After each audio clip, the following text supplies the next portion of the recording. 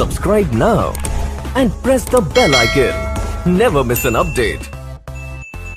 चलिए मैं आज नेक्स्ट क्वेश्चन लेकर आया हूँ।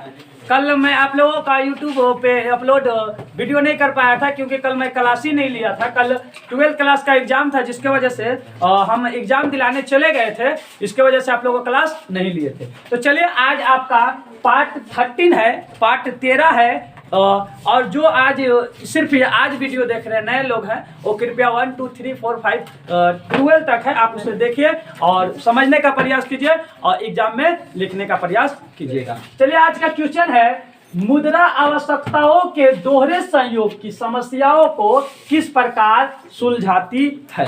कह रहा है कि मुद्रा दूसरे संयोग की किस प्रकार समस्याओं को सुलझाती है। आज से आइए हम कुछ साल पहले की बात करते हैं। बहुत पहले क्या था कि मुद्रा नहीं था, पैसा की चलन नहीं थी।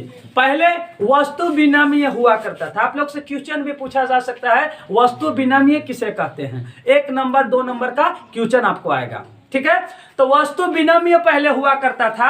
आज रुपया से लोग सामान उमान खरीदते थे, लेकिन पहले के समस्याओं को मुद्रा कैसे सुलझा दे रही है आसान में, इसके बारे में समझना होगा। तो आइए हम इसके लिए चर्चा करते हैं। देखिए पहले क्या होता था कि एक सामान दूसरे को देते थे और वो सामान आपको दिया करते थे, यानी सामान से बदला होता था। आप सामान दे रहे हैं और वो सामान देंगे, ठीक है। अब बताइए थोड़ा सुन क्या है मुद्रा भी आवश्यकता, मुद्रा कैसे आसान दूसरे संयोग के आसान कैसे बना दिया है, थोड़ा सुन समझिएगा। पहले क्या होता था कि पहले मुद्रा नहीं था। आप मान लीजिए कि हमको ये कोट खरीदने के लिए सोच, ये कोट खरीदना है हमें, है ना, हमें ये कोट खरीदना है और अगला को जरूरी है गेहूं। क्या जरूरी है? गेहूं। तो सबसे पहले हमको ये खोजना होगा कि हमारे पास गेहूं है, ठीक है, और हमें क्या खरीदना है? कोट खरीदना है। तो हम क्या करेंगे कि गेहूं कौन खरीदना चाहता है उसको पहले खोजेंगे, ठीक है। और दूसरा चीज है कि हम गेहूं देना तो चाहते हैं लेकिन उसके पास कोट है कि नहीं है, ये भी बहुत बड़ी समस्या है। तो पहले क्या है कि दोनों को मिलना चाहिए, उसको भी कोट बेचना है और हमको भी गेहूं बेचना है।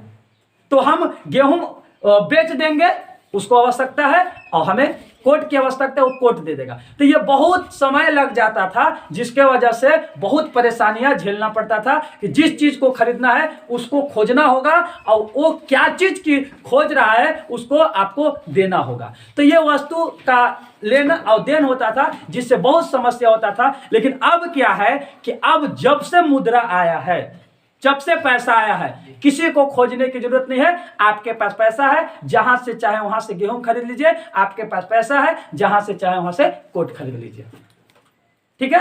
लेकिन पहले वस्तु विनिमय था, सिर्फ आपके पास सामान था, आप सामान को बेचते और सामान को खरीदते, पैसा का पहले चलन नहीं था। तो वही क्वेश्चन है कि मुद्रा आवश्यकताओं को दोहरे संयोग की समस्याओं को किस प्रकार सुलझाती है। वस्तु विनिमय व्यवस्था में चीजों का आदान प्रदान चीजों से होता था। क्या होता है? चीजों का आदान प्रदान चीजों से होता है, यानी वस्तु का आदान प्रदान वस्तु से होता है। आप कोई वस्तु दे रहे हैं जो आपको जरूरी है, हमको जरूरी है वो हमें दे रहे हैं, और जो आपको जरूरी है वो हमें आपको दे रहे हैं। तो चीजों से वस्तु से आदान प्रदान होता है, उसे हम विनिमय कहते हैं, वस्तु विनिमय कहते हैं। कोई दिक्कत? आगे। और उसमें मुद्रा का प्रयोग की कोई आवश्यकता नहीं पड़ती है, कोई पैसा से मतलब नहीं है। आप हमको जो आवश्यकता है जो सामान वो आप हमें दे रहे हैं और हम इसके बदला में आपको सामान दे रहे हैं। तो पैसा की तो यहाँ कोई बात ही नहीं है। आप हमको सिर्फ सामान दीजिएगा और हम सामान नहीं देके तब ना पैसा आपको देंगे। लेकिन आप हमको सामान दे रहे हैं, हम आपको सामान दे रहे हैं, तब तो पैसा की आवश्यकता नहीं है। पहले पैसा नहीं चलता था। आप देखे होंगे कि छोटा हम लोग बच्चे थे, है ना, तो बर्फ वाला आता गेहूं ले लेता, है ना, सॉरी महुआ, बर्फ वाला आता, घर में हम लोग जाते महुआ को दे देते बर्फ वाला को, और महुआ और बर्फ वाला हमको क्या करता? बर्फ दे देता था। तो ये वस्तु विनिमय हुआ, पैसा की आवश्यकता नहीं है, ठीक है। उसी तरीका से आगे आइए, एक एग्जाम्पल अभी हम गेहूं और कोट के बारे में बताएं, इसमें भी दिया हुआ है, उस एग्जाम्पल उसको ध्यान दीजिएगा। एक जूता बेचने वाला गेहूं खरीदना चाहता है, एक जूता बेचने वाला क्या खरीदना चाहता है? गेहूं खरीदना चाहता है। एक आदमी को जूता बेचना है और गेहूं खरीदना है। तो अब तो एक आदमी को जरूरी पड़ेगा ना, गेहूं क्या करना, गेहूं खरीदने वाला और जूता बेचने वाला जरूरी पड़ेगा। कहाँ खोजेगा, मनातू, घांगरी, जसपुर, डालटेंगे, नेवरा, चैनपुर, कहाँ खोजेगा, है ना। बहुत समय लगेगा खोजने में, लगेगा कि नहीं लगेगा, लगेगा। देखिए आगे क्या कहता है, पहले वो उसे जूता खरीदने वाला व्यक्ति खोजना पड़ेगा कि ऐसा व्यक्ति कहाँ है जो एक तरफ से जूता खरीदना चाहता है और दूसरी तरफ गेहूं बेचना चाहता है। वो आदमी खोजेगा ना कि हम भैया जूता बेचना कोई चाहता हो, हमें गेहूं खरीदना चाहता हो, ये बहुत खोजना पड़ेगा, जो कि आज का काम कल पे हो जाएगा, आज तो नहीं होगा। ऐसा व्यक्ति कहाँ मिलेगा, है ना। इस प्रकार इस लेन देन में सहयोग की आवश्यकता पड़ती है। पहले तो जूता खरीदने वाला व्यक्ति खोजा जाए और दूसरे वह गेहूं बेचने के लिए तैयार हो जाते हैं। यानी पहले क्या था कि किसी को गेहूं बेचना है और किसी को जूता खरीदना है। एक आदमी को है गेहूं बेचना है और जूता खरीदना है, ठीक है, तो दूसरा आदमी चाहिए ना, जूता बेचने वाला और गेहूं खरीदने वाला। तो ये कहाँ खोजेगा, जिसकी वजह से बहुत परेशानी पहले होता था वस्तु विनिमय में। लेकिन अब क्या हो गया कि अब कोई मतलब नहीं है, पैसा है आपका, जूता खरीदना है तो जाके जूता खरीद लीजिए, जूता बेचना है तो जूता बेच दीजिए, गेहूं खरीदना है तो गेहूं खरीद दीजिए, गेहूं बेचना है तो गेहूं बेच दीजिए। कोई मतलब नहीं है, आप जिस चीज को बेचिएगा उसका आपको पैसा मिल जाएगा, ठीक है। तो बहुत अच्छा मुद्रा काम किया है कि नहीं, किसी को खोजने की जरूरत नहीं। हमें जूता खरीदना है, पैसा से हम जाकर जूता खरीद लेंगे। हमें गेहूं बेचना है, जाकर दुकान में गेहूं बेच के पैसा ले लेंगे। हम गेहूं बेचेंगे, पैसा ले लेंगे उससे, और पैसा लेकर हम जूता वाला को दे देंगे और जूता खरीद लेंगे। तो मुद्रा जो है ना, आवश्यकताओं को बहुत आसान किया, बहुत समझाती है, बहुत सुलझाती है, कोई परेशानी नहीं होती है। समझ में आ गया, मुद्रा आवश्यकताओं को कैसे दोहरे संयोग की समस्याओं को सुलझाती है, बहुत अच्छे तरीका से सुलझाती है। कोई मतलब नहीं है कि कौन खरीदना क्या चाहता है और कौन बेचना क्या चाहता है, किसी को खोजने की जरूरत नहीं पड़ेगा। आपको अगर बेचना चाहते हैं दुकान में जाके बेच दीजिए, मुद्रा ले लीजिए और जिस चीज को खरीदना है उस मुद्रा से आप जाकर दूसरी जगह जिस चीज को खरीदना है आप खरीद लीजिए, कोई दिक्कत। मुद्रा बहुत अच्छी काम करती है। मुद्रा जब से आया है तब से लोगों को बहुत फायदा हुआ है। पहले जो समस्या था वो समस्या समाधान हो गया, वो समस्या खत्म हो गया, कोई दिक्कत किसी को नहीं ना। चलिए अब दूसरा क्वेश्चन चलते हैं। भारत में गन्ना उत्पादक राज्यों का नाम लिखिए और गन्ना उत्पादन का भौगोलिक परिस्थितियों के बारे में बताइए। गन्ना मतलब देहाती लोग ग्रामीण क्षेत्र में इसको केतारी कहते हैं, दूसरा नाम इसको ईख भी कहा जाता है। गन्ना, ईख और केतारी तीनों एक ही नाम है, ठीक है, तीनों एक ही चीज को बोलते हैं, ठीक ना। आप थोड़ा सा ध्यान दिए होंगे कि गन्ना का जो खेती जो गन्ना का जो राज्य है कहाँ कहाँ पे सबसे ज्यादा होता है उस राज्यों को नाम बताना है।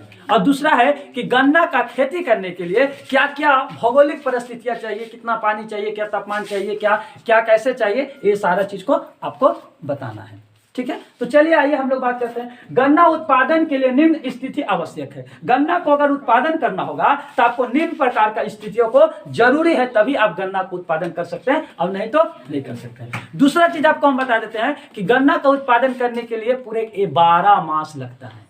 इस बार अगर गन्ना को रोप दिए, ठीक ना, तो नेक्स्ट ईयर अगले साल आपको गन्ना का कटाई उटाई जो भी करना होगा। जैसे धान और गेहूं जैसा नहीं है कि इस बार हम उत्पादन के 4 महीना, 2 महीना, 3 महीना में आप काट दीजिएगा फिर कर सकते हैं, नहीं। गन्ना का खेती जो होता है वो पूरे 1 साल बाद होता है। एक बार इन साल किए, अगले साल आपको मिलेगा, ठीक है। देखिए मृदा इसके लिए चिकनी या दोमट मिट्टी उपयुक्त मानी जाती है। चिकनी मिट्टी सुने और दोमट मिट्टी और चिकनी मिट्टी गन्ना का खेती के लिए आवश्यक माना जाता है। सब खेती सब जमीन पर नहीं होता है, सब टीचर सब सब्जेक्ट अच्छे से नहीं पढ़ा सकते। उसी तरीका से सब है ना, जो मिट्टी है सब मिट्टी सब फसल नहीं अच्छा उगता है। तो गन्ना के खेती के लिए आपको चिकनी और दोमट मिट्टी की आवश्यकता पड़ती है, और दोमट मिट्टी और चिकनी मिट्टी अगर हो तो गन्ना के खेती उस जगह पे उस मिट्टी में बहुत अच्छे तरीका से उत्पादन होता है, ठीक है। पहला चीज समझ में आ गया, गन्ना के खेती करने के लिए चिकनी या दोमट मिट्टी उपयुक्त मानी जाती है, अच्छा उसमें फसल उगता है, कोई दिक्कत। दूसरा आइए, तापमान गन्ने की अच्छे उपज के लिए 25 डिग्री से 35 डिग्री तक तापमान आदर्श माना जाता है। यानी कहा जा रहा है कि तापमान धूप है ना 25 डिग्री सेल्सियस से 35 डिग्री सेल्सियस अगर गन्ना को खेती को अगर मिलता है, गन्ना का फसल को है ना, तो ये अच्छा माना जाता है, उतना आवश्यक है 25 से 35 डिग्री सेल्सियस। कोई दिक्कत? दो समझ में आ गया? पहला क्या आया? चिकनी दोमट मिट्टी की आवश्यकता है, दूसरा 25 डिग्री से 35 डिग्री तापमान की आवश्यकता है। तीसरा में आइए वर्षा पानी, इसके लिए 10 सेमी से 150 सेमी के बीच आवश्यक है। यानी 10 सेमी से है ना 100 सेमी तक 10 सेमी से 150 सेमी तक पानी की जरूरी है। नहीं होने पर भी सिंचाई करने की आवश्यक नहीं है। अगर पानी अगर हो जाता है 10 सेमी से 100-150 सेमी तक तो ठीक है, और नहीं भी होता है तो उसमें पानी पटाने की आवश्यकता यानी सिंचाई करने की आवश्यकता नहीं है। कोई दिक्कत नहीं है। अगर ऐसे रहता है 10 सेमी से 150 सेमी तक तो ठीक है, और नहीं भी रहता है तो कोई दिक्कत नहीं है। समझ में आ गया? क्या है? 3 बात तो ध्यान दीजिए। भौगोलिक परिस्थिति क्या है? 3 बात। पहला क्या है? चिकन और दोमट मिट्टी उपयुक्त है, वो अच्छा गन्ना होगा इसमें। दूसरा क्या है? 25 डिग्री से 35 डिग्री तक सेल्सियस की आवश्यकता है। और तीसरा क्या है? 10 सेमी से 150 सेमी तक वर्षा की जरूरत है। अगर नहीं भी रहता है तो भी कोई दिक्कत नहीं है, तो आराम से आप एग्जाम में जाकर लिख सकते हैं। भौगोलिक परिस्थिति क्या क्या है? कितना वर्षा चाहिए? कितना? 10 सेमी से 150 सेमी तक। तापमान क्या चाहिए? 25 डिग्री सेल्सियस से 35 डिग्री सेल्सियस तक। और दोमट मिट्टी जो गन्ना का खेती करने कौन सा मिट्टी अच्छा माना जाता है? चिकनी और दोमट मिट्टी अच्छा माना। कोई दिक्कत? क्या क्वेश्चन लिखा हुआ था? गन्ना उत्पादन के भौगोलिक परिस्थितियों के बारे में बता दिए। अब याद रखिएगा गन्ना कौन कौन सा राज्य में उत्पादक ज्यादा होता है उसकी बात कर रहे हैं। गन्ना तो आपका भी एरिया में होता है लेकिन उतना नहीं होता है, कहीं कहीं पे कभी कभी। लेकिन सबसे ज्यादा गन्ना कहाँ पे उत्पादन होता है, कहाँ पे उत्पादक होता है, उसके बारे में हम आप लोगों को बताएंगे। याद रखिएगा महाराष्ट्र, कर्नाटक, उत्तर प्रदेश, तमिल, बिहार और हरियाणा। कहाँ कहाँ? महाराष्ट्र, कर्नाटक, उत्तर प्रदेश, तमिलनाडु, बिहार और हरियाणा। यानी ये 6 राज्य, कितने राज्य? 6 राज्य गन्ना का खेती के लिए बहुत महत्वपूर्ण राज्य है। सबसे ज्यादा गन्ना का खेती इन राज्यों में किया जाता है। मेरे साथ बोलिएगा, महाराष्ट्र, कर्नाटक, उत्तर प्रदेश, बिहार, तमिलनाडु और हरियाणा। याद हो गया? कितना है? 6। बिहार, तमिलनाडु, कर्नाटक, उत्तर प्रदेश, हरियाणा और महाराष्ट्र। समझ में आ गया? तो ये आपको 6 राष्ट्र जो है, राज्य है, ये आपका गन्ना का खेती इन राज्यों में अच्छे तरीका से किया जाता है। कोई दिक्कत? समझ आ गया? एक बार और गन्ना पे ध्यान दीजिएगा। गन्ना के लिए मिट्टी की आवश्यकता, दोमट मिट्टी और चिकनी मिट्टी की आवश्यकता होती है। तापमान आपका 25 डिग्री से 35 डिग्री के सेल्सियस जरूरी है। वर्षा 10 सेमी से 150 सेमी की आवश्यकता है।